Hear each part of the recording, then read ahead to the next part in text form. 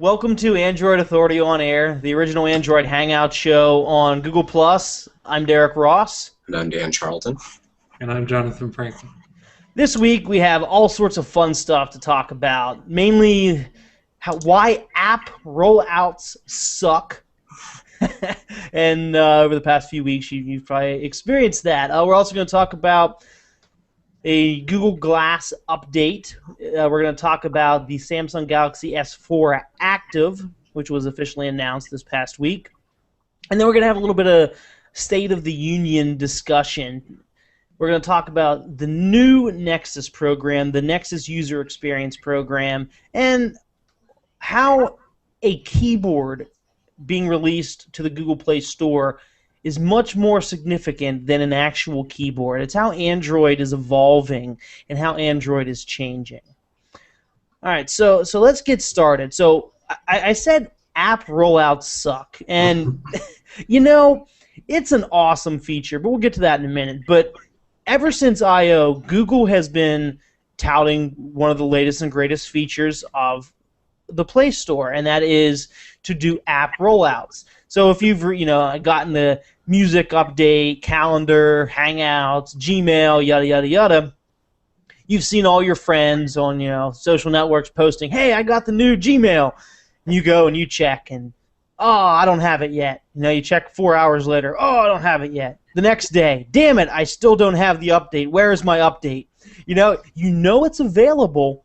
All your all your friends have it. You're not the cool kid with the update, and you want it. It makes you want it more. It makes you mad that your friends get the new Hangout, the new calendar, the new music, new Gmail, and you don't have it. Where the hell is my update? So, yeah, they're bad. They make you wait, but they do have some good to them, Dan. So why are app rollouts good? Well, they really do have some benefits for developers. People who are hosting these apps on their own servers, not on Google's servers, can't necessarily take the kind of pressure that tons and tons of people trying to download it all at once for an update or a new app launch. So it gives them the ability to stage that and stagger the load on their servers. But when you're Google, load on your servers really ought not be an issue. And if that's really the reason why they're using these staged rollouts, that's kind of embarrassing because they ought to have better servers than that. So let's say Dan, so Twitter, for example, which they should have better servers too, but that's the first app that came to mind because they had a recent update. So let's say, I don't think they did staged updates, but let's say Twitter's servers don't get hammered with everyone saying, "Wow, I want to see what's new," and going and downloading it and testing out the new features. Yeah, I would understand why a smaller company, maybe Twitter wasn't the best example. But for independent developers, it's definitely a benefit. Even for mid-level developing companies, for just app companies, like One Louder Apps, for example. Although I think they're a bad example because they have some other larger parent company. But groups that are just app companies, not platforms like Twitter. But they don't have that kind of massive infrastructure for servers because they don't need massive server farms usually, but they can't necessarily handle that kind of load. So it gives them a way to offload it and stage it over time. But even more than that, it gives you a way to put out your app, have people try it, download it, use it, and maybe come back and say, "Hey, there's some glitch, something you missed." Because let's be realistic, especially for smaller developers, it's easy to miss things. It's easy to overlook something if you aren't going through some rigorous quality control process. And even if you are, it's easy to miss a typo or some weird bug on some weird device. And so it gives you the ability to call it back, stop the rollout, fix whatever the problem is, and then redo it without having tons of users experiencing whatever that problem is. You only have a very small population then. So it's very developer-centric, I think. Yeah, it's definitely good for developers. It's not really good for huge companies that ought to be able to take that kind of pressure and those kind of fast rollouts. I think maybe Google is demonstrating this ability, showing developers that, hey, look, you can do it, and this is how it works. Kind of dog fooding, eating Sure. your own dog food, per se. Sure. John, you had a comment? John, did you have a comment? It just if you release something like that, in terms of not just getting it to the users, but affecting your overall reviews on the Play Store, because most of the reviews are, oh, this update broke my whatever, fix it. I mean, you're talking about, because developers really look at their average on the reviews and wonder where they're at. So that's one big thing, is that anything that's released, that's the reason the beta program doesn't affect, reviewers can't post on beta just because of the same reasoning. So. Okay, and speaking of app beta programs, let's talk about that. That's a new feature that, once again, launched at I/O, and over the past week or two has been becoming more popular. More and more app developers are starting to take advantage of app betas, the beta program. Some of these are Dash Clock Widget, which I love that. I'm sure a lot of you love it if you're on Android 4.2. AOKP Backup has a beta community. Falcon Pro, the very popular Twitter client, has a beta community. Slide Out Messaging has it. And the really popular Nova Launcher has a beta community. I'm sure there's others. These are just ones that I've found, ones that I'm a member of. And you know what? If you found another beta community for another popular app, go ahead and drop it in the comments and let us know, and we'll add it to our list. All right, so why are these beta communities significant? Well, as John was saying, it allows developers to test new features of an app to get some feedback on it. How does it work? Does it work on XYZ device? Do you like this new feature? What do you want to see? But also, it's actually really significant. It actually pushes Google Plus even more. You see, if you're going to use the beta program as a developer, whenever you upload your new app and you say you want to enter into this beta program, you have to select a Google Plus community, meaning that you have to have, it's a requirement to have a Google Plus community for your app. So that's making developers use Google Plus, and it's making app fans, us, the consumers, use Google Plus. And it's not making you be an active user, because the developer is going to say, hey guys, here's my community, and then all the people that are a member of the beta program are going to go to the community, and they're going to talk about things they like, things they don't like, things they want to see. They're going to say, hey, good job, thanks, and they're going to actively engage one another. So the beta program is great for us as Android users, but it's also great for Google Plus as a platform to keep pushing Google Plus and so forth. Yeah, I mean, it's not just so much the dog fooding Google Plus, which I'm sure is a goal of Google's in that front, but it's also a value added for developers, right? Like, they're giving developers a free place, free hosted place to channel all of their comments, all of their questions, all of their development, all of their foruming, all of their everything into this free community that we're going to host for you, no charge. Here you go, right? If app developers and ROM developers start taking advantage of that same sort of platform, that's going to be the end of some major Android communities like XDA and RootsWiki and even the Android Central forums, right? If Google pushes this hard enough and right into the right people, they could really take over the Android forum market too. Mm-hmm. I could see that happening in some regard. I know, like Paranoid Android, their official forums, is just pretty much their Google Plus community. Exactly. CyanogenMod has a massive Google Plus community. Now they also have their forums too. AOKP has massive forum here. So I could see that happening a little bit. But back to betas, yeah, it's very neat. It requires Google Plus, use of Google Plus, and I like it. So once again, if you found any other ones besides the ones I mentioned, Dash Clock Widget, AOKP Backup, Falcon Pro, Slide Out Messaging, Nova Launcher, go ahead and let us know in the comments, and we'll go ahead and check them out, because betas are fun. I like betas. Definitely, everybody loves betas. But how about some devices that have been launched? Actual. Okay, so let's talk about the Galaxy S4 Active. So it was officially announced this week, and it came with an IP67 rating. So what exactly does IP67 mean? Well, it's actually two ratings, two numbers. The 6 means it has complete dust resistance. So that means dust isn't going to get inside it. That's good. All phones should be resistant to dust. You would want that, I would assume. The 7 is something more than the average phone has. The 7 means it protects from between 15 centimeters and 1 meter for 30 minutes in water. So that means your device can be up to a meter in water for up to 30 minutes, and you can take it out and use it, and it'll be fine. So it's not, waterproof, it's water resistant. So dust resistant and water resistant, that's what 67 means. So a lot of people are calling it a rugged device. Yeah, I mean, they call it Galaxy S4 Active because that's what it is. It's not a rugged device. A rugged device, would be a device that you dropped and it didn't go splat. A rugged device would have a harder shell. It would have maybe something more to protect the screen. I mean, it already comes with Gorilla Glass 3. Maybe it would have some type of screen protector, or I don't know. Either way, it should be more robust than just dust and then water, than plastic. Yeah. So besides the IP67 rating, what's different? Well, it actually looks a little different, and some of the specs are slightly different. It's a little heavier and a little thicker.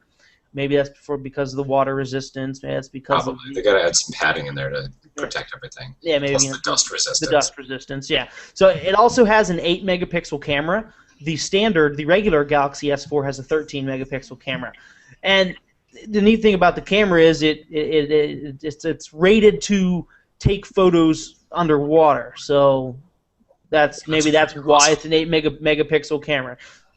The screen's actually different technology too. The regular version uses the Super AMOLED screen that we've all come to know and love from Samsung devices, and the active version uses a TFT LCD. And some people have speculated, why they use a different screen. Well, an LCD is better in direct sunlight, and since it is an active phone, it's an outdoorsy phone, you're going to be using it more outdoors. I don't know. That's why I'm thinking, Dan, John, any other reason why they may have changed the screen? I can't think of any other good reason why they would not go with their in-house technology. Maybe money. I mean, LCD screens are cheaper for them to produce. They do have their own LCD division too. So that's true.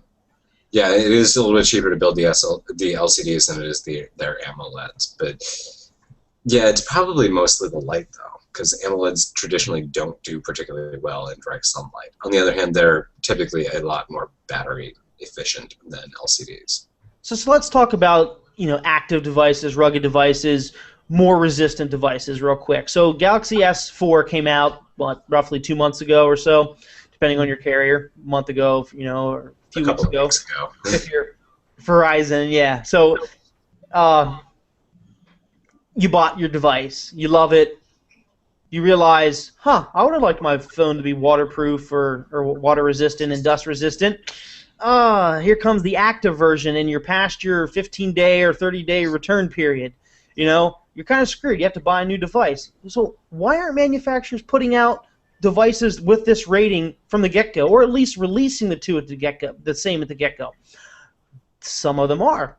The Sony Xperia Z has an IP67 rating, and they didn't have to release a rugged version or an active version. It's that version. So some manufacturers do this, some don't.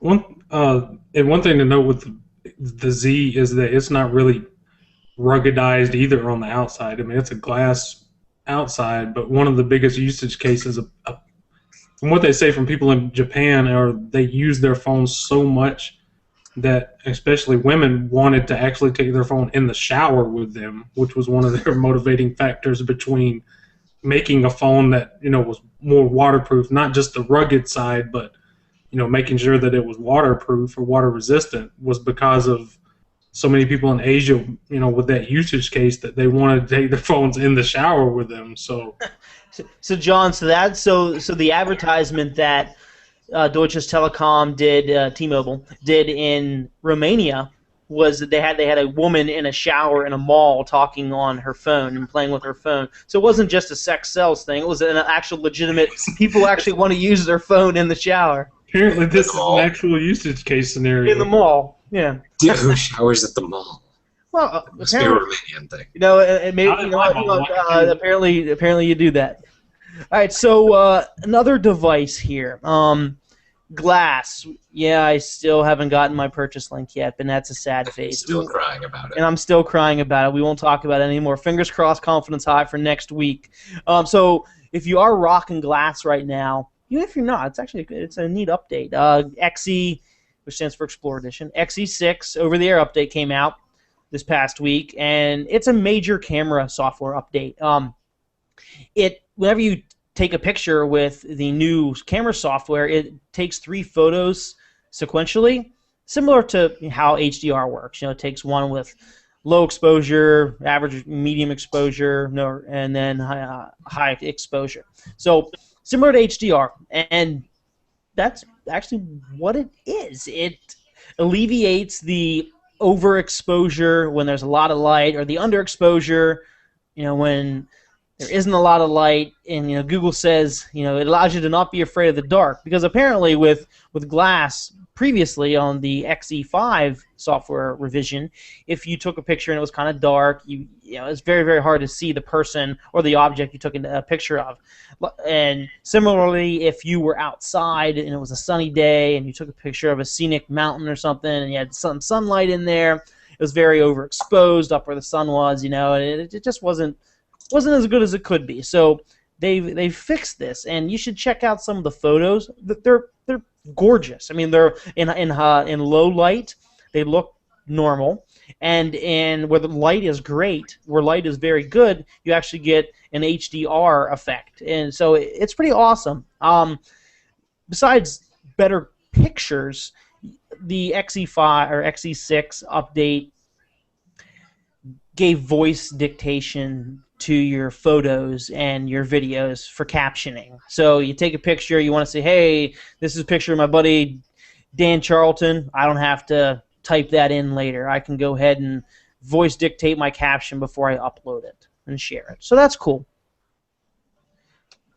So besides Glass, I think we had some Samsung tabs thanks to Computex over in Asia, right, John? Yeah, they announced them this week, and if you want some good news, if you have a Note 10.1 or a Galaxy Tab 2, you're not going to be jealous at all seeing these tablets coming out, because it's almost exactly the same as the last one and the one before that.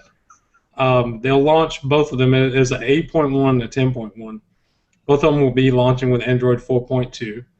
The 8-inch, yeah, slightly. 8-inch is going to have a 1.5 gigahertz. It's an unknown. They didn't announce what type of dual core. We're assuming an ARM dual core with a 1.5 gigabytes of RAM. The 10-inch is going to be a 1.6 gigahertz dual core with hyper-threading Intel.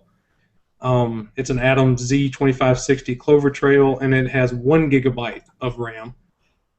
The 8-inch is going to get a 5 megapixel camera with no flash and a 1.3 front. 10-inch is going to get a 3 megapixel camera, also with no flash, and a 1.3 front camera. Intel is going to be supplying the 3G and 4G radios for this as the XMM6262 for GSM. So if you're on T-Mobile, you might have a chance to do this. And that's for HSPA plus 21 only. And the LTE radio is straight up LTE. It's not going to have any CDMA support whatsoever. 8-inch. No Verizon or Sprint. Yeah, no Verizon, no Sprint, no or any international carrier such as in Europe that has CDMA.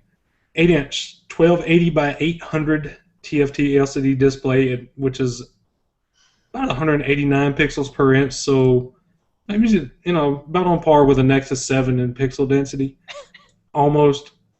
The 10-inch also has a 1280 by 800 TFT LCD display, which is the exact same as the last Galaxy Tab and the one before that, and it comes in at 149 pixels per inch. But if you really want a reference, Samsung makes the displays for both the iPad 3 and 4 and the Nexus 10, in which the Nexus 10 is still the highest resolution tablet display at 2560 by 1600. So it effectively has double the pixel density at 300 pixels per inch. And Samsung makes this display. So, I mean, to me, it just seems like Samsung doesn't take their tablet seriously at all because they produce better components for, their partnership with Google, but also for Apple. And it's almost like they throw, I mean, to me, it just seems like a disappointment because they're putting out so much effort in phones and they're putting nothing in tablets. And in a lot of ways, Android tablets, even though they have the market share, it feels almost like Android was when it was on Gingerbread, where the market share was there, but it just wasn't quite there yet. Yeah. Because the OEMs just weren't putting the effort into it. And that's kind of what the Android tablet market kind of feels like to me right now because the OEMs just aren't getting behind it. On the other hand, you can get a Nexus 7. Yeah, or you can get a Nexus 7. But, it's just sad to see the OEMs put so little effort into trying to come out with something groundbreaking on the tablet front. No, I agree. I think Asus is probably one of the better tablet manufacturers right now, if not the best. Yeah. But yeah, speaking of Samsung, they've been having some issues with their Exynos processors lately. There's rumors coming out of various sources that they're having some pretty significant supply issues getting the Exynos chips together, which is probably why the S4 Active, in addition to being different in a couple of other ways, or excuse me, not the S4 Active, the S4 Mini is coming with a Snapdragon 400. The Note 3 is rumored to have a Snapdragon 800. The Galaxy Tab 10.1 has an Intel processor. None of these are Samsung processors, and they make processors. So there's a lot of indications that things are not looking good for the Exynos platforms. They're facing supply problems. They're facing yield problems as well. They've been struggling to make 28-nanometer chips, at least to make them as efficiently as they were able to make 32-nanometer chips. And there's also a lot of indications that they've got some hardware problems with the Exynos 5 Octa, with the 8-core chip in the international S4, in about 30% of the S4s sold around the world. So it's not a very popular chip, even from Samsung. But this is really not good for Samsung in terms of their processor development. The last year's chip, the Exynos 4 Quad, was not particularly impressive in terms of innovation. I mean, it spec'd well, it performed very well. The Exynos 5 Octa still performs very well, and I'm certainly not trying to fault Samsung their performance dues. They definitely do perform well, but the Octa is not nearly as power efficient as ARM's big little architecture is supposed to be. And I mean, this is a hardware problem in the chip. It's not something that they can solve with just a new kernel. This is something where the hardware is physically not working. The only way to fix it is to remanufacture the chips, which obviously they can't do for units they're already producing and selling, but they don't have enough time to retool their entire production line in order to meet the deadlines for the Note 3 or the Galaxy Tab 10.1 or any of their other upcoming devices. So this is a big problem, and if it's, I mean, Samsung licenses their architecture from ARM, and so there's a lot of indication that some of these problems might be in the underlying architecture and not just with Samsung. So this poses a pretty big ongoing problem for Samsung, where Qualcomm is just eating up the marketplace right now, and they've got nothing to compete with them right now. Meanwhile, Qualcomm does not license their architecture from ARM. They design their own, and so they continue to iterate on the Crate architecture, make it better, refine it, improve it, and they can do so more or less at will, whereas Samsung is very hamstrung by what ARM does and on the timetable that ARM doesn't.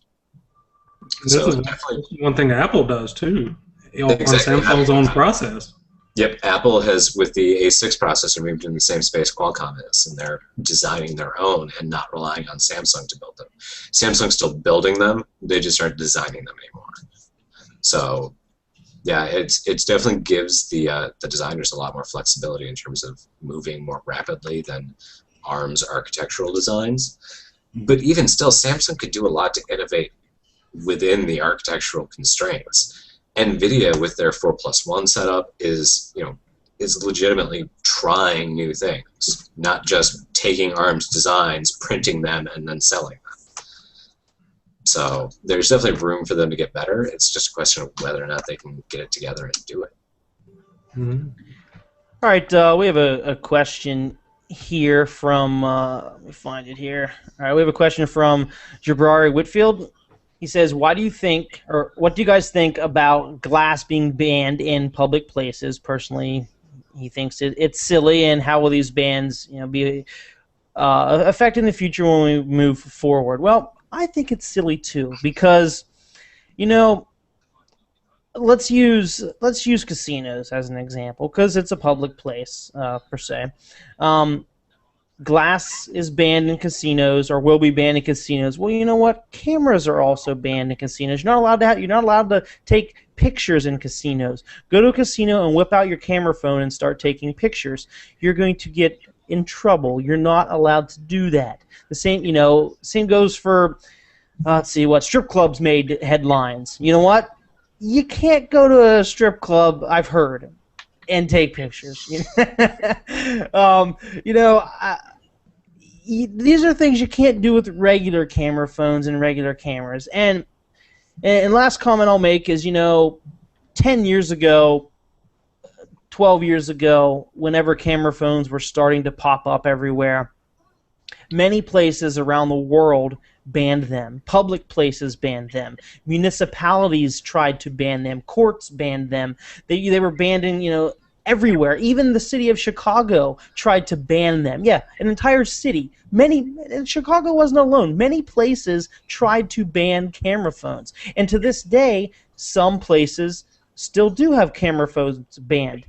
Some places of work where you show up and they have a bin or a little locker and say, hand it over. So it's going to happen with glass, not because it's glass, not because it's a head-mounted camera, because some places do not allow cameras. And, it's just how it is.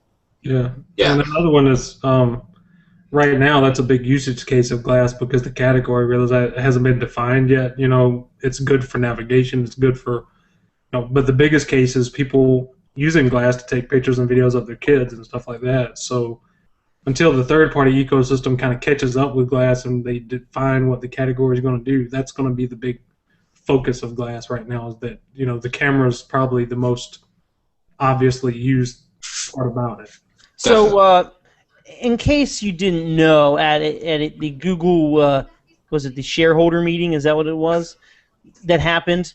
Glass was banned, and that made headlines. Google bans glass from their own shareholder meeting. Well, camera phones, cameras, they were banned too. Media, stop. You're trying to, you're bait and switch. You're trying to link bait. You're trying to draw clicks. You're trying to say things that aren't really what they are.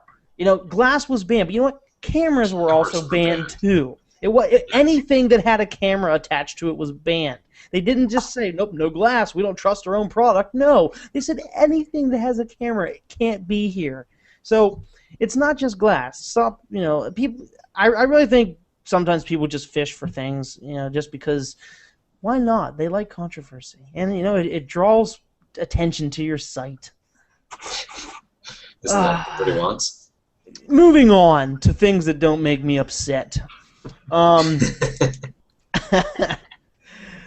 Okay, so let's talk about the state of the union. Let's talk about State of Android's Nexus program. So the past couple weeks have been interesting. We've had Nexus user experience devices officially announced, and then speculated to be announced. First, we had the Samsung Galaxy S4, which will be available in the Play Store here in a few weeks on the 26th for $600, and it'll be stock Android. Similarly, the HTC One will be available in the Play Store for a little bit cheaper, $550, and it'll come with stock. 600.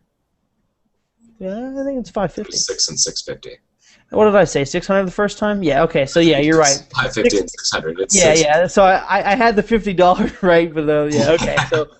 So Derek was wrong. It's $650 for the SGS4, and the One is just $600. My bad. So now there's reports. It's unconfirmed at this time, but now there's reports coming out that there will be a Sony Xperia Z Nexus Experience Edition, which is great because that will be a third Nexus edition, And the Xperia Z is the only one of those three that has a company-supported AOSP project. So, Sony's very developer-friendly. They actually have a whole entire program, and they've uploaded source code to GitHub where you can actually download and run AOSP on your current Xperia Z, and they've had it for other Sony devices in the past. So it makes sense for Sony to do this. For all intents and purposes, the fact that they do that makes the current Xperia Z a Nexus Experience device. This is just a matter of slapping some branding on it, doing exactly what they're already doing, and letting Google sell some more. Well, that's probably they probably just turned around and did it really quick. Yeah, exactly. They had the resources right there. This Nexus Experience thing where you just have to build AOSP for your device and release it. Oh, wait, you mean this thing we're already doing? Sweet. Yeah, but also, Dan, it's for people that don't know how to do it or don't want to do it. No, exactly. Yeah. I get the why the consumers want that, but for Sony, it's a no-brainer. They're already doing everything. So Sony's able to do this, and it sounds like it can actually, it's something that we said, they're already doing. So chances are this rumor is most likely going to happen, and so that makes 3 Nexus Experience devices, and then we have a 4th Nexus Experience device because it's the real Nexus device, the Nexus 4. So that makes 4, and now we have a 5th device that has been officially announced in recent times, the Moto X. While it hasn't been called a Nexus Experience device yet, it hasn't received that branding or that marketing term, but we do know for a fact that Motorola had said that they are going to only put out phones running stock Android. So for all intents and purposes, Motorola said they were going to do it. It's a Nexus Experience device. Whether they're going to officially brand it that way or not, we don't know yet. We also don't know if it's going to be available on the Play Store. I highly doubt every carrier version will be available in the Play Store, but that doesn't mean they're going to put a version on the Play Store that will work on AT&T and T-Mobile, such as the other devices that are going to get slapped up there. So there is a definite possibility that we're going to have 5 Nexus devices, Nexus Experience devices, stock Android devices on the Play Store. And if this sounds familiar, remember last summer when there was all sorts of rumors about 5 devices being launched with 5 phones. We're going to have an Xperia Nexus, Galaxy S Nexus, and a Razer Nexus, and all this other stuff. And then the rumors were eventually debunked. But it's kind of funny that you fast forward less than a year later, and this is actually happening. We're actually going to have 5 Nexus devices, or 5 Nexus Experience devices, and they're all from the major manufacturers, and they're all going to be built, except for LG, but they're all going to be built using devices that already exist, built in that manufacturer's style. Each device is styled to their own manufacturer, and that's really what a lot of Android fans, chances are, if you're watching or listening to this, that's what you've wanted, for years. You've wanted a device of your choice that you like, and you've wanted stock Android. That people have wanted that forever. Android enthusiasts have wanted that forever. So Android is really changing, and what I want to know before we move on is, so out of these 5 devices, we have the Nexus 4, the official Nexus by LG. Then we have the Galaxy S4 Nexus, which I don't really want to call it that, but for argument's sake we will. And the HTC One Nexus, and then the Sony Xperia Z, Nexus, and then the Moto X, which is basically a Nexus. So out of all these Nexus Experience devices, which ones would you guys choose? Let me know in the comments which ones, if they were all available right now on your carrier, which one would you choose? And while you guys are letting me know, Dan and John, same question. Dan, go first. If you had a choice of those 5, which one would you choose and why? Assuming somebody else is paying for them, I would definitely choose the HTC One. I think it's an extremely well-made device. It's definitely top of the line, and I mean, at this point, we're not even worried about the software on the devices. It's just about the device. How does it feel in your hand? How does it look? How much do you like the physical aspects of the device? And I've looked at all 3 of these devices and held them in my hand, and I definitely am most impressed with the HTC. I have an Nexus 4. It's not that I don't like it. It's just that the HTC is nicer. Okay, John, how about you? Which device would you rock if money wasn't an option? It was on your carrier. I would definitely be curious to see what Motorola has to bring to the table this year.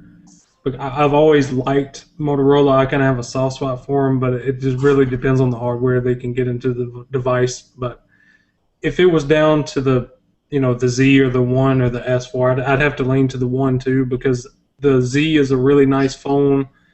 The display is kind of not quite as good as the other two, and I feel like they're a little bit behind on hardware, and I just prefer the One over the S4 personally. Okay, well, So I would say Motorola or HTC in an even tie. I will say that it's tough to pick the Moto X because we don't know the specs and we don't know anything about it really. But I'm very hopeful on a few tidbits of information we do know, and just because Motorola, we know they make quality devices. And I don't really think Google's first, major initiative through Motorola is going to, I would assume it wouldn't be junk. So I'm going to say the Motorola X, the Moto X. However, since that device is not available right now and we don't really know much about it, I would say the Xperia Z Nexus experience, because I got to play with that device at CES, and it's a gorgeous device. It's thin, it's well built, it feels really solid. Sure, it's a little older hardware at this point, but it's still a beautiful device. And I can get it dusty. I can hold it underwater for up to 30 minutes. Take a shower with it, as we talked about earlier. I think it's a gorgeous device. I would pick the Xperia Z if the Moto X didn't excite me. So none of them were a bad choice at all. I mean, you can't go wrong with any of them.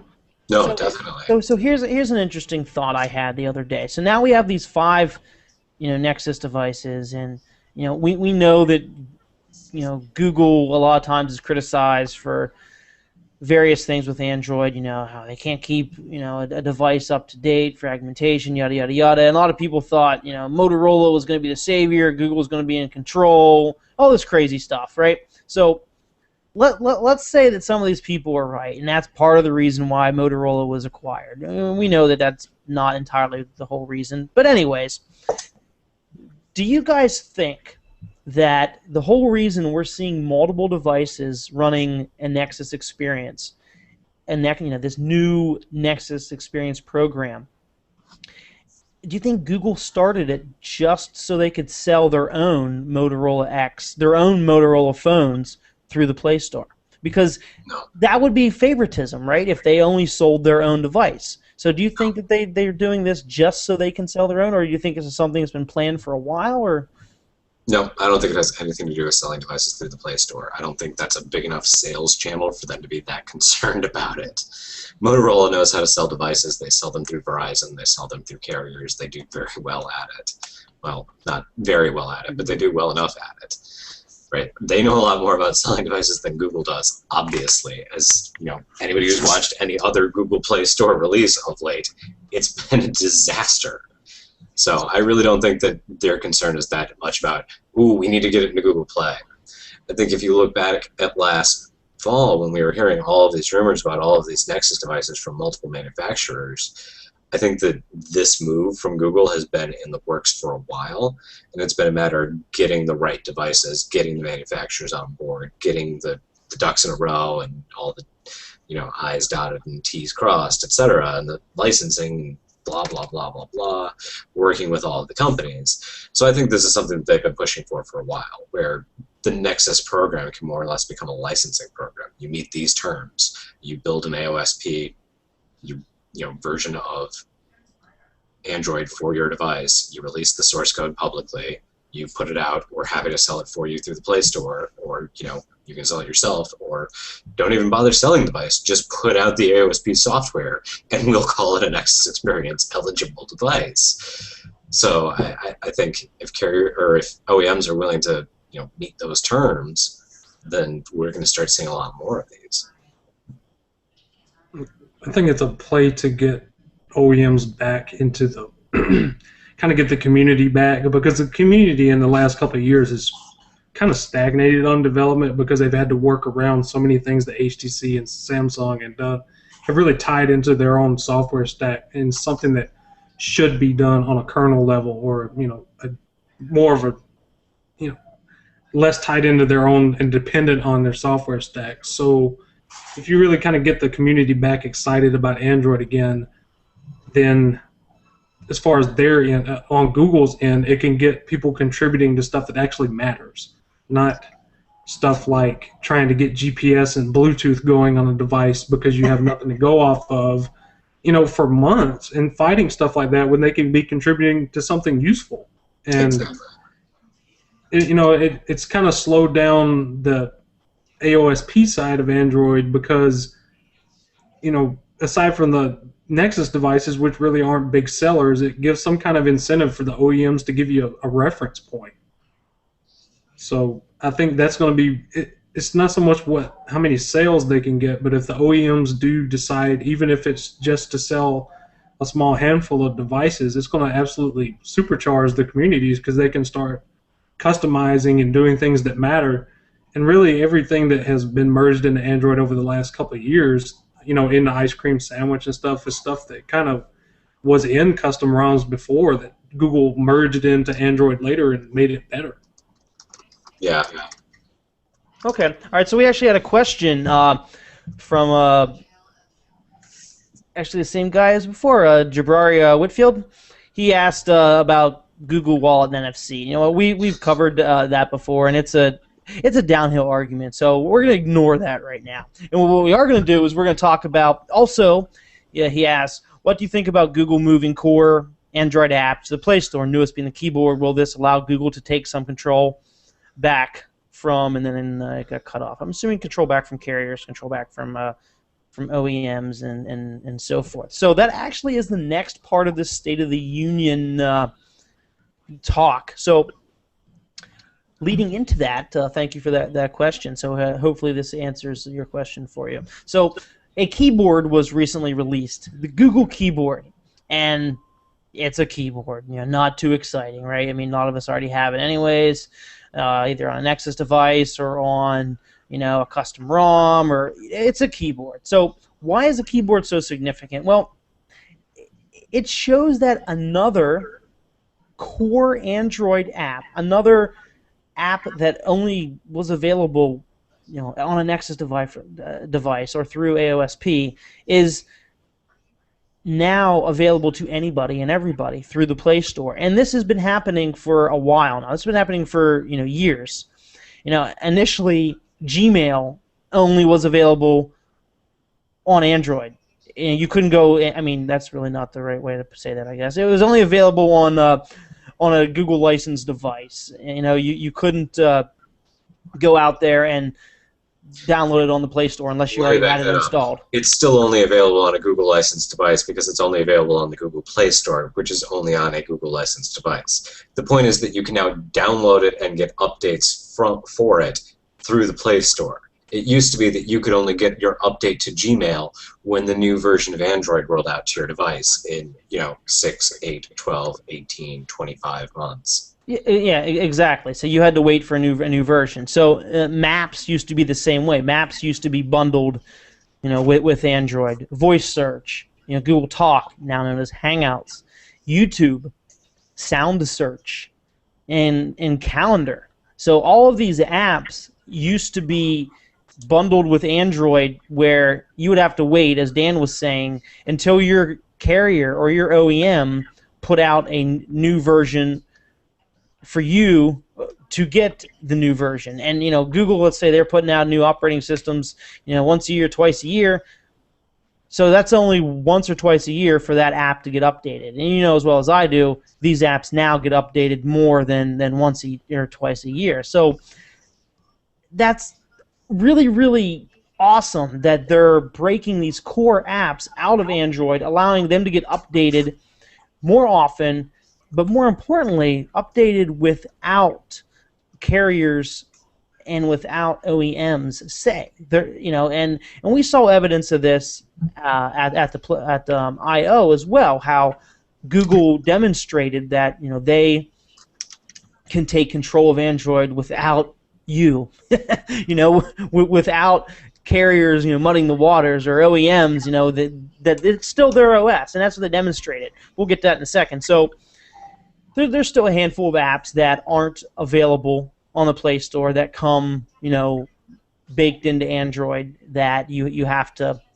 wait for an update, or some of them actually aren't even available on all devices. They're Google proprietary, such as Face Unlock or the Mail client where you can do Active Sync to connect to an Exchange server. That's Google licensed. It's Google proprietary. That's why every different OEM has their own implementation of it. So I don't know if, due to licensing, I don't know if those will ever get added. Most likely not. But people, the Contacts app, people could get added. I mean, right now seems like every OEM has their own version of Contacts. It's not just simple people. I hate HTCs, by the way. So Samsung's is worse. Yeah, Samsung's is worse. So and also the stock camera, stock gallery app, the stock messaging app, the stock dialer. There's a lot of stock clock. There's a lot of apps that still could get the Play Store treatment to where they can get updated as often as need be without having to wait a year for a new version of Android, or never getting a new version of Android, even worse. So, go ahead. Do you want to say something, John? Dan had a comment too. Oh, Dan? Okay. Yeah, I mean, Google's really doing one of the things that I've been saying CyanogenMod should be doing, where CyanogenMod hasn't been able to release versions of their operating system very quickly, or at least not as quickly as they used to be able to, because they're putting so much time and effort into all of the customized apps they're doing now. What Google is doing is abstracting the app development away from the platform development. The two ought not depend on each other. And so they're separating them from each other in development and in delivery and in every way really that there is, and that's really the way that it ought to be managed. Each of these applications should be an independent project, an independent silo that doesn't necessarily depend on all of these other pieces just in order to get an update. Right? I mean, this is why CyanogenMod's release candidate for 10.1 came, 8 months after 4.2? Yeah, so Google's taking more control of Android by breaking out the apps that we know and love and updating them separately, and that's a good thing. So that's a very different version of Android than what existed 2 years ago, even a year ago. In the past year we've had Talk, we've had Calendar, we've had Keyboard, Sound Search. Those have all been added just from the past year. Before that, a while ago, it was Music and Gmail and Maps and YouTube. Anyway, so moving on. One thing worth noting, because a lot of people ask, why are my updates so slow? Why did the carriers have to have so much of a involvement, and why does Apple do so good? Just clarifying, what Apple does is they get their software ready and get the carrier approval invisibly to the user, as in they get this stuff done ahead of time. But if it's never going to be solved by an OEM adopting stock Android ever, because the Verizon Galaxy Nexus and original Droid can prove that to you, as well as the Sprint Galaxy Nexus.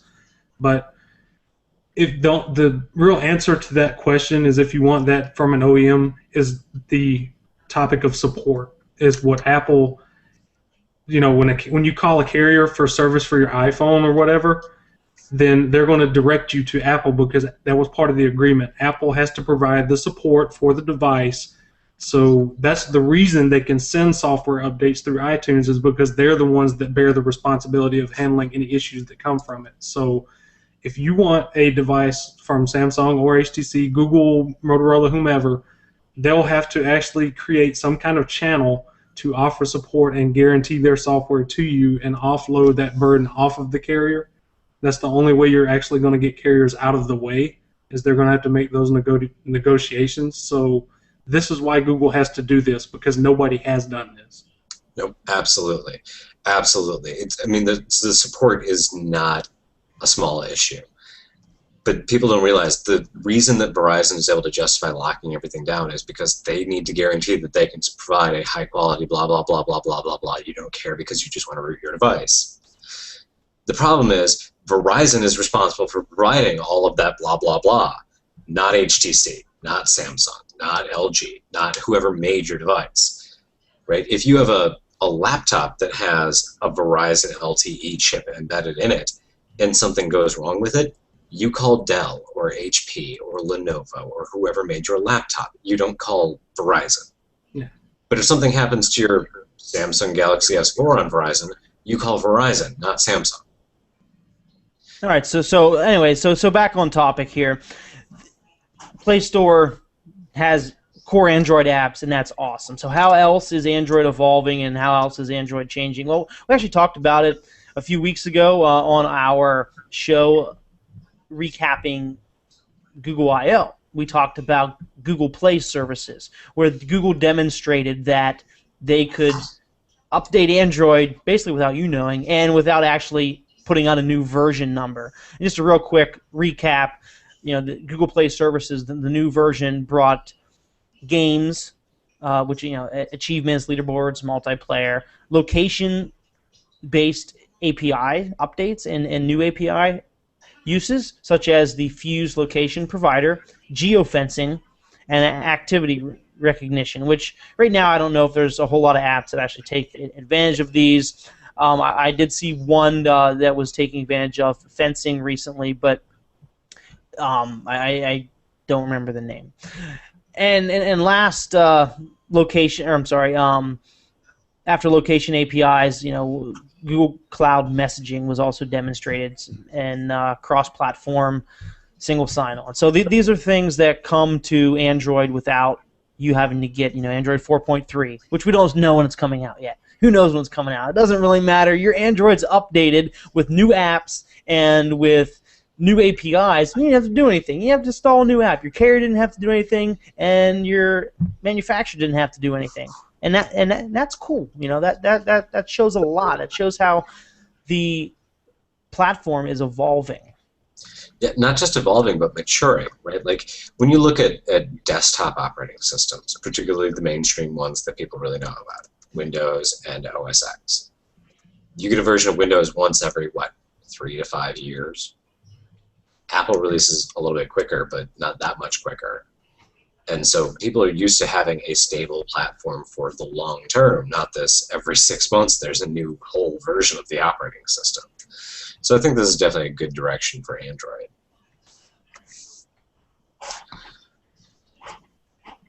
Last and not least for the evening, we're going to cover some patent news. And there's actually been some pretty exciting news in patents this week. Samsung won an import ban from the ITC against Apple products. While that sounds very exciting, it's only for the Apple iPhone 4 and below and the iPad 2. I don't think the one ever had cellular connectivity. I think the 4 only applies. And it was also banned then. So these are devices that, I think with the exception of the iPhone 4, aren't even sold in the United States anymore. But if they were, Apple would no longer be allowed to import them. And a win is still a win, Yes. Because Apple's had some very, lowly wins as well. So it's nice to say you're winning something, right? Definitely. For people who are wondering, the thing that those devices have in common and why not the newer devices, the iPhone 4S and newer and the iPad 3 and newer all are using Qualcomm radio technology. Strangely, I thought that the 4 and below were using Intel tech and not Samsung, but I don't know how they pulled that one off, but go Samsung. The other big news in patents this week was the White House putting out a whole bunch of proposals and executive orders regarding patent litigation and the whole patent troll issue. Probably one of the biggest aspects of this is the president coming right out and calling patent trolls patent trolls. No mincing words, no beating around the bush, no patent asserting entities or any other fancy, colorful bullshit to say patent trolls. They're despicable, they're horrible, they're trolls. They're bad for the economy, they're bad for innovation, they're bad for everybody. And so definitely good for the president in not mincing words on that one. After that, he followed that up with a lot of proposed legislation, which, if anybody really follows politics, I'm sure you'll agree there's little hope any legislation will get through Congress, no matter how good it might be. But those suggestions are really pushing for a lot more patent reviews by a program called the CDM, as well as increasing end-user protections. And when I say end-user protections, I mean, for example, a restaurant buys a Wi-Fi router and provides Wi-Fi to its customers, and some obscure patent troll sues them because they have some patent on something that's drawn up so vaguely that it covers anything that uses Wi-Fi.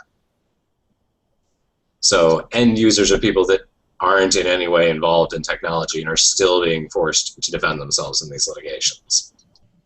The other big proposal was fee shifting.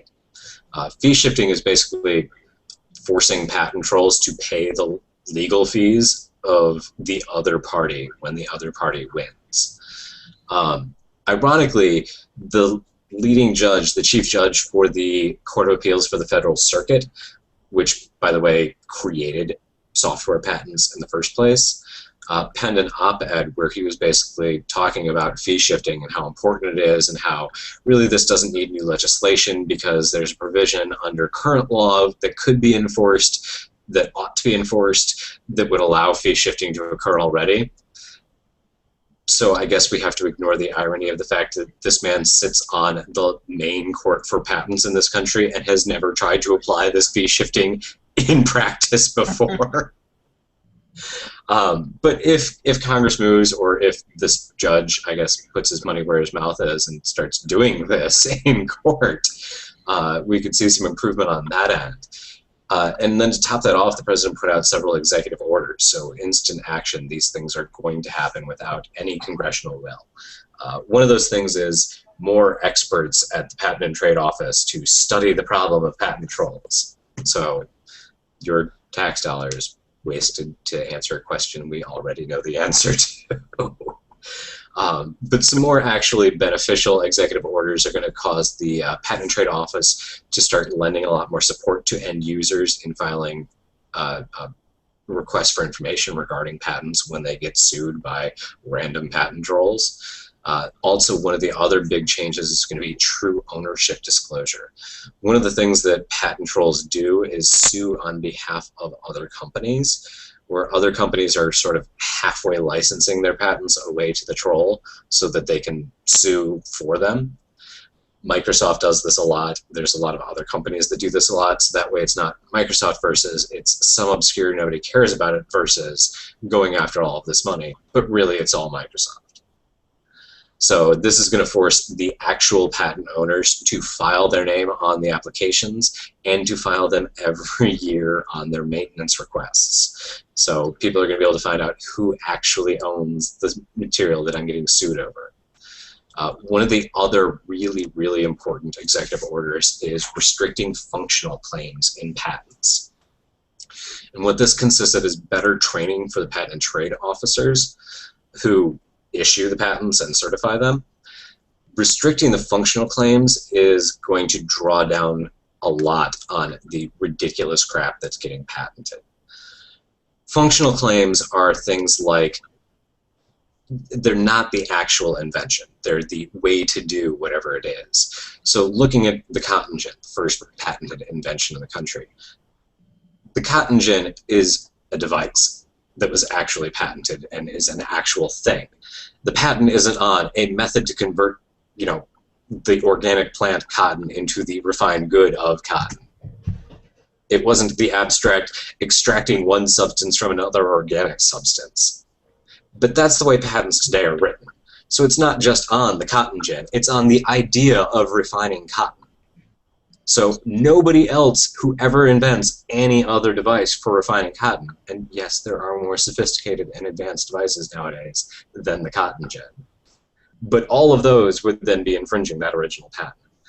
This really doesn't happen as badly outside of software. It's really just a problem in software patents. So this is going to play a big role in technology patents. The kind of outstanding question is patents that have already been issued with ridiculous functional claims in them.